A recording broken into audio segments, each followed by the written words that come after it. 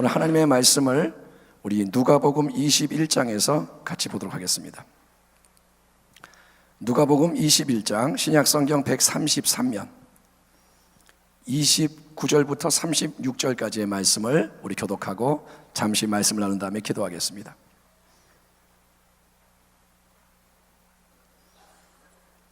누가복음 21장 29절부터 36절 찾으셨으면 29절부터 읽겠습니다.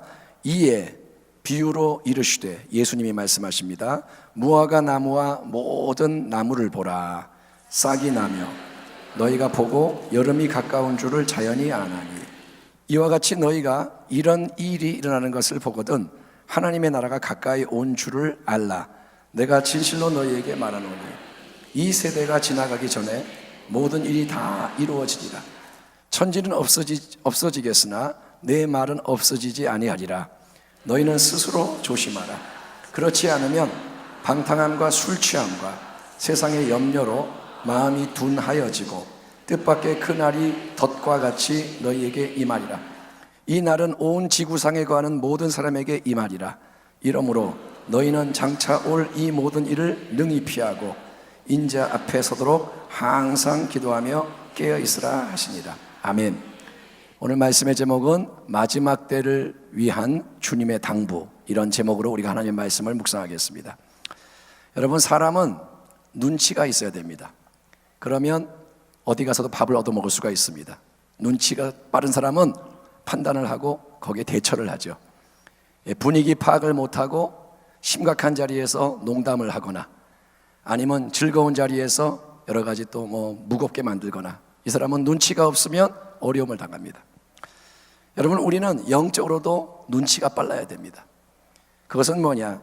예수님은 자연의 비유를 통해서 영적인 것을 설명해 주시는데, 예수님이 말합니다. 너희가 무화과 나무나 다른 나무를 이렇게 보면 싹이 날 때 너희는 보고 이제 여름이 가까이 왔구나 알지 않느냐. 그거는 유대인 사회도 그렇고 우리도 그렇고, 싹이 나면 이제 봄이 지나고 여름이 오고, 그것을 우리가 사인을 보고 아는 겁니다. 그런데 예수님이 뭐라 하냐면, 너네가 자연적인 것은 그렇게 잘 깨닫는데 영적인 것은 왜 우둔하냐. 이와 같이 너희가 이런 일, 마치 싹이 나면 여름이 오는 것을 너희가 알듯이 이제 내가 앞에서 말한 여러 가지 일들, 전쟁이 있고 기근이 있고 전염병이 있고 하늘과 땅에 이런 일이 있고 핍박이 있고 이런 일이 있을 때 너희는 이 모든 일을 보거든 하나님의 나라가 가까이 온 줄을 알아야 된다. 마치 여름이 가까이 오듯이 하나님의 나라가 가까이 온 줄을 너희는 알아야 한다라고 말씀하시는 겁니다. 여러분, 하나님의 나라는 뭐냐?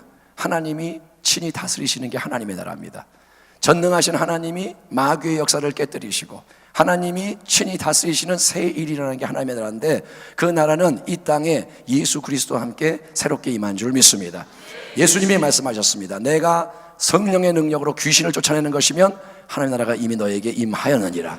회개하라, 천국이 가까이 왔느니라. 예수님이 이 땅에 들어오심으로써, 영원한 분이 육신을 입고 이 땅에 들어오심으로써 하나님의 나라가 이 세상 속에 시작이 되는 겁니다. 아멘.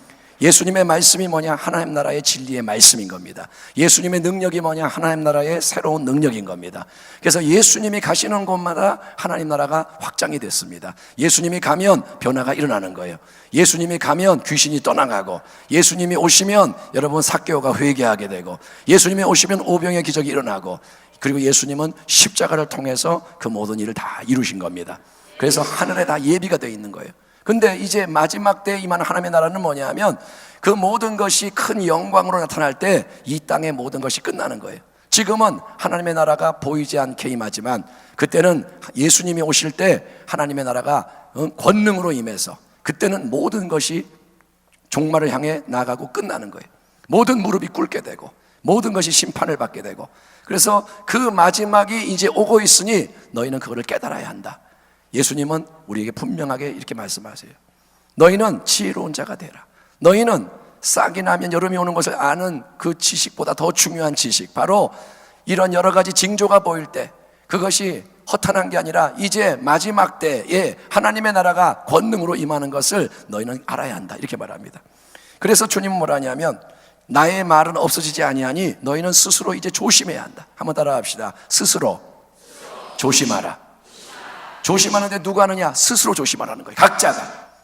남이 나를 위해 조심해 주는 게 아니라 이제는 각자가 정신을 차리고 이 마지막 때 주님의 나라가 임하는 이때에 조심해서 자기의 삶을 잘 살아야 한다. 너희는 이제는 뭐가 중요하고 뭐가 덜 중요한지를 깨닫고, 너희는 허탄한 데 마음을 두지 말고 뭐가 중요한지를 깨닫고 그것을 준비해라, 그 말입니다. 근데 왜 조심해야 하느냐? 그렇지 않으면 방탕함과 34절 술 취함과 생활의 염려로 마음이 둔하여지고, 굉장히 중요한 말이 나옵니다. 방탕함과 술 취함과 생활의 염려로 이 마음이 둔하여진다. 여러분, 살이 찌면 우리가 둔해집니다. 살이 찌면 게을러집니다. 살이 찌면 움직이기 싫어요. 살이 찌면 민감하지 못해요. 그래서 병이 생기고 문제가 생기는데 우리의 마음도 그런 거예요. 우리의 마음은 여러분 명민해야 돼요. 마음은 민첩해야 돼요. 마음은 지혜로워야 돼요. 마음은 거룩해야 돼요. 근데 이 마음이 둔해지는 게 뭐냐? 방탕함이 들어오면 마음이 둔해지는 거예요. 술 취함이 들어오면 마음이 둔해져요. 생활의 염려, 뭘 먹을까, 뭘 마실까, 세상 거 바라보고 탐내고 이러면 마음이 둔해져요. 마음에 독약이 퍼지는 거예요. 마음이 마취되는 거예요. 그래가지고 이 마음이 둔해지면 깨닫지를 못해. 그래서 그 날이 뜻밖의 덫과 같이 탁 이렇게 임한다 이겁니다.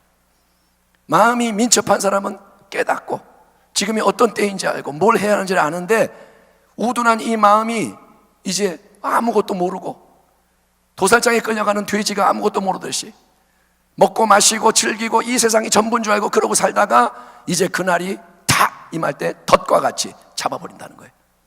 여러분, 덫이 얼마나 무섭습니까? 탁 끼면 못 빠져나가요. 팔이 잘려요. 그래서 그날은 지구상 거하는 모든 사람에게 임한다.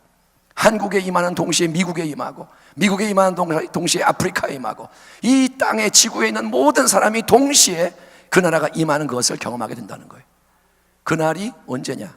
언제인지 모르지만 가깝다는 거예요. 그때 정확한 시간은 모르지만 주님 말합니다. 굉장히 가깝다.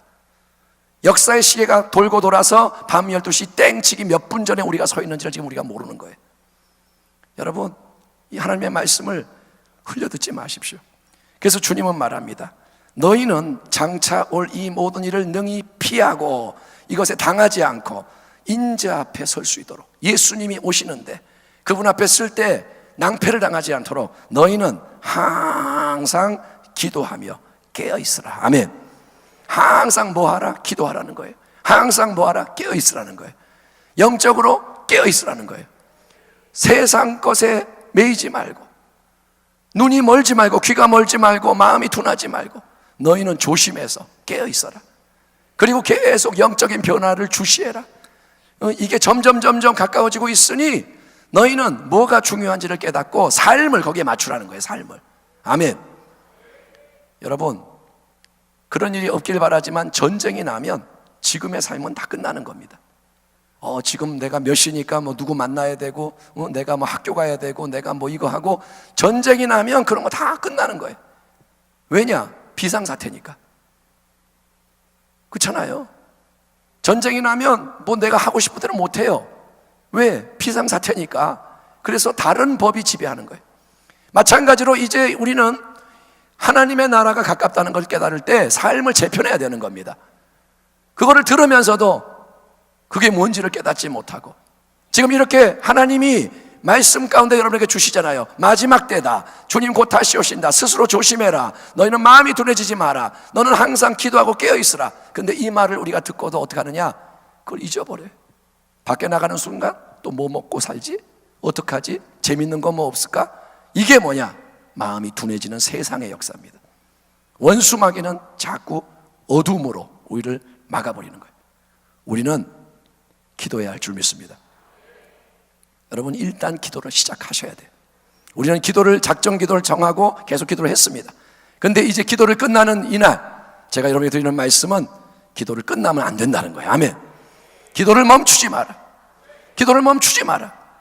작정 기도 이제 끝났네, 이제는 놀아도 되네가 아니라 기도를 했기 때문에 더 기도해야 되는 거예요. 더 깊은 기도, 더 충만한 기도, 더 강력한 기도, 더 하나님의 비밀을 알아가는 기도, 더 이 세상에 대해서 깨닫는 기도, 하나님의 뜻이 뭔지를 분별하고 그것을 향해 나아가는 능력을 얻는 기도가 있어야 할 줄 믿습니다. 우리가 깨어나야 돼요, 여러분. 그래서 정신을 차려야 되고, 그리고 조심해야 되는 거예요. 그리고 주님의 뜻을 행해야 되는 거예요. 아멘. 그래서 우리는 더 이제 회개하고, 더 어떨까요? 용서하고, 아멘. 더 거룩해지기를 원하고. 여러분, 마지막이 가깝다는 거예요. 만약에 오늘이 내 인생의 마지막 날이라면, 그걸 내가 안다면 나는 어떻게 살까요? 평소하고 똑같이 살까요? 아니겠죠. 만약에 오늘이 내 마지막 날이라서 이제 지금이 9시 59분인데 12시면 내 생이 끝난다. 그럼 우리는 남은 이 시간 동안 뭘 할까요? 마지막에 의미 있는 일을 하겠죠. 내가 전화 걸어서 잘못한 사람에게 미안하다, 내가 잘못 용서해달라, 고마운 사람에게 고맙다 그럴 거고, 아마 우리가 남은 이 몇 분을 더 귀하게 쓰려고 애를 쓸 거예요. 그것이 하나님의 말씀입니다. 여러분, 하나님 말씀을 허투루 듣지 마십시오. 하나님 말씀을 흘려 듣지 마십시오. 성경은 뭐냐? 듣기만 하고 행하지 않는 자는 불법을 행하는 거라 그랬습니다. 듣기만 하고 행하지 않는 것은 열매가 없다고 그랬습니다. 이제는 때가 되었습니다. 비록 완전하지 않지만 하나님 앞에 우리가 무릎을 꿇고, 하나님, 나 변화되기 원합니다. 나 결단합니다. 은혜로 나를 도와주십시오.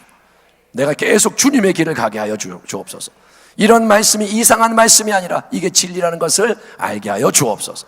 그래서 우리 교회가 더 깨어나게 하시고, 찬양이 깨어나게 하시고, 기도가 깨어나게 하시고, 우리의 전도가 불붙게 하시고, 삶이 거룩해지게 하시고, 원수마귀와 싸우게 하시고, 죄와 싸우게 하시고, 그래서 승리하는 예수 그리스도를 영화롭게 하는 교회가 되고 성도가 되게 하여 주옵소서.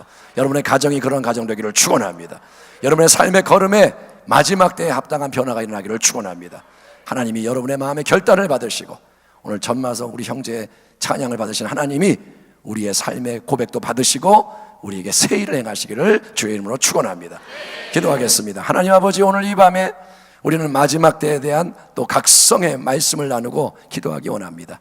하나님, 이런 하나님의 말씀을 허투루 듣지 않는 하나님의 진솔함을 주시옵시고, 하나님 말씀이 부담스러운 게 은혜이오니, 하나님, 노아의 때와 같던 이때, 먹고 마시고 시집가고 장가가는 것에 마음을 두는 이때 우리는 하나님의 말씀에 뜻을 두고 나아갈 수 있게 도와주시옵소서.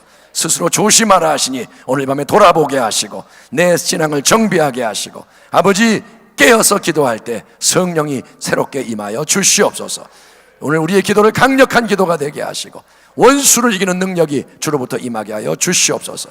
예수님의 이름으로 감사하며 기도하옵나이다. 아멘.